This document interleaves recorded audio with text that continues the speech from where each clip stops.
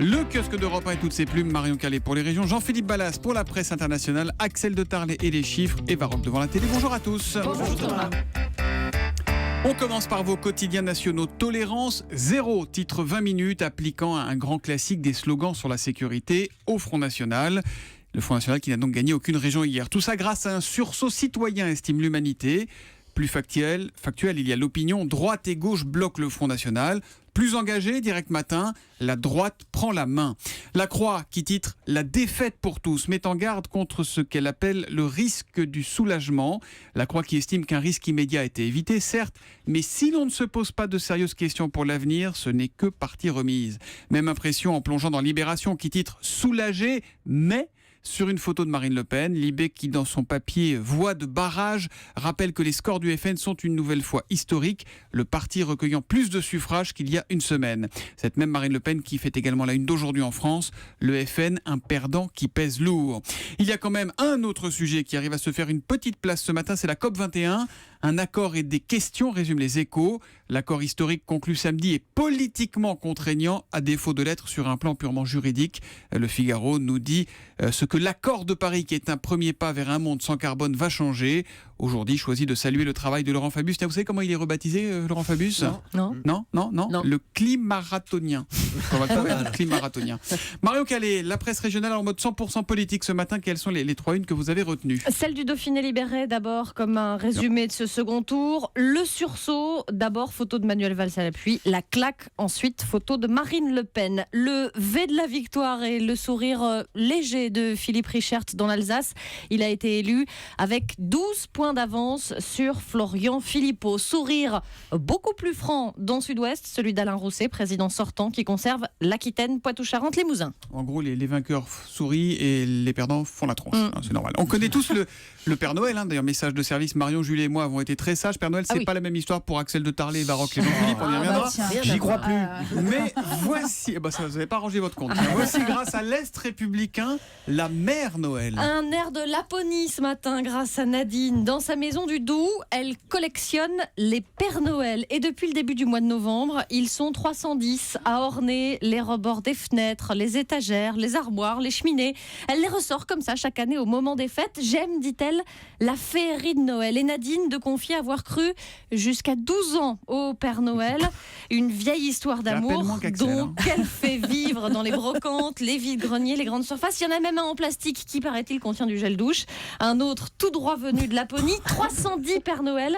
Il lui faut 12 heures pour les installer et les ranger chaque année. Et les dépoussiérer, ça prend combien de temps ? On n'a pas d'infos. Mais la vraie Maman Noël, elle est chez nous. Elle sera là dans quelques minutes, Mama. Oui, bien sûr.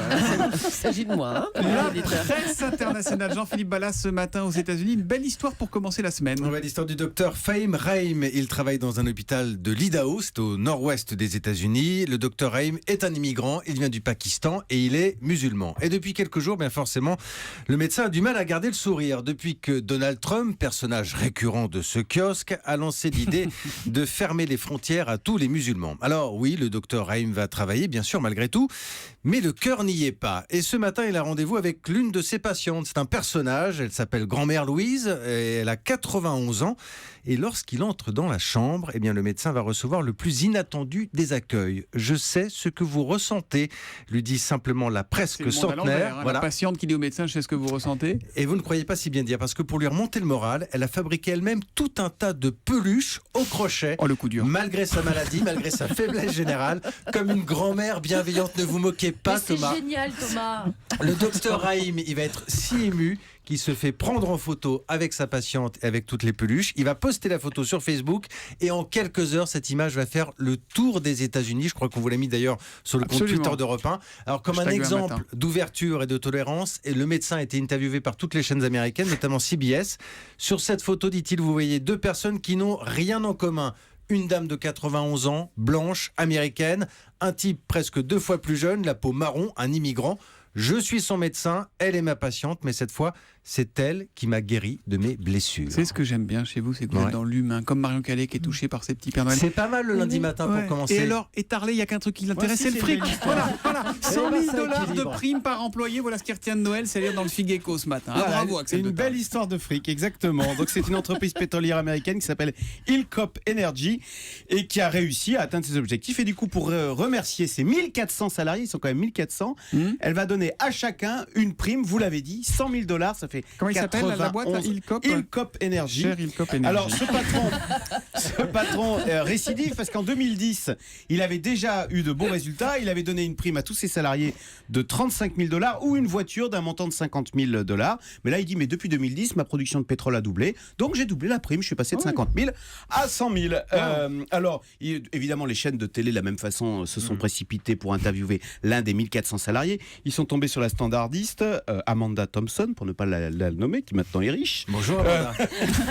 Et qui a dit, c'est un moyen très efficace de conserver, de pousser les employés à la fidélité. C'est vrai que ça donne pas envie de changer d'employeur. Alors, Hillcop Energy figurait déjà à la 20e place des entreprises où il fait bon travailler aux États-Unis.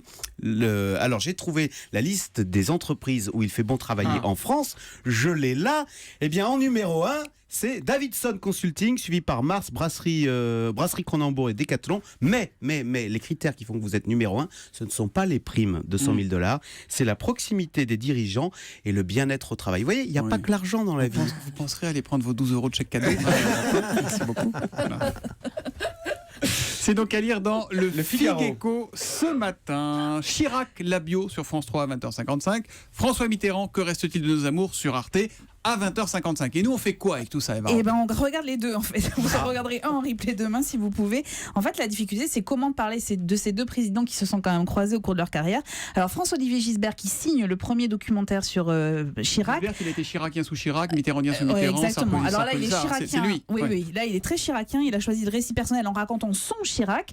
Chirac qui disait ça de la politique en 72. La politique n'est pas une passion pour moi. Je ne pense pas d'ailleurs que la politique soit un métier. Je pense que c'est plutôt une vocation. Alors, je ne sais pas si j'ai ou non cette vocation, l'avenir le dira, mais en réalité, je ne peux pas dire que ce soit une véritable passion. Alors ça, c'était en 72, donc l'avenir l'a dit. Le portrait est à base d'archives et surtout de témoignages de proches, notamment de Claude et de Bernadette Chirac, ou encore d'Alain Juppé, qui lui raconte leur première rencontre. Il me dit alors, vous voulez faire de la politique ? Je dis, je ne sais pas, on verra. Et tout de suite, évidemment, la formule consacrée, mais qui est exacte, dans le cas précis, est-ce que vous avez tâté le cul des vaches ? Ce que j'avais peu fait, il faut dire, dans ma formation antérieure. Et pendant ce temps-là, c'est exactement fou, ça. Ouais. Et pendant ce temps-là, sur Arte, c'est William Carrel qui lui s'intéresse à Mitterrand, mais il a encore question de Chirac. Et là, c'est Jacques Attali qui évoque les premiers jours de la cohabitation en 1986. Jacques Chirac, à mon avis, n'a pas été loin du coup d'État. Il y avait certains de ses amis qui lui poussaient à destituer le président de la République. Et François Mitterrand pensait qu'il y avait un risque qu'il soit destitué dans la nuit. Alors, à la différence du film de Gisbert, William Carrel, lui, analyse plutôt le bilan à la fois politique et sociétal après les deux septennats de Mitterrand. Au bout du compte, vous avez le choix entre Jacques Chirac, sympa, drôle, mais... On ne dit pas drôle, on dit drôle. Pardon, on ne dit pas Claude Claude Chirac. Personne ne connaît Claude Chirac. Alors, Jacques Chirac, sympa, marrant, mais plus people que politique. Ou François Mitterrand, qui est cynique, redoutable stratège, mais où il y a moins de petites phrases au bout du compte. Bon, alors vous votez pour qui ? Je vote pour le film sur François Mitterrand. Il est plus construit, il est plus riche et il est moins attendu. Eva Rock vote Mitterrand, c'est ce qu'on retiendra du kiosque ce matin. Les deux films, donc 20h55 sur France 3 pour Chirac, 20h55 sur Arte pour Mitterrand. Et dans les deux cas, il y a le replay. Exactement. Rideau sur le kiosque. Europe.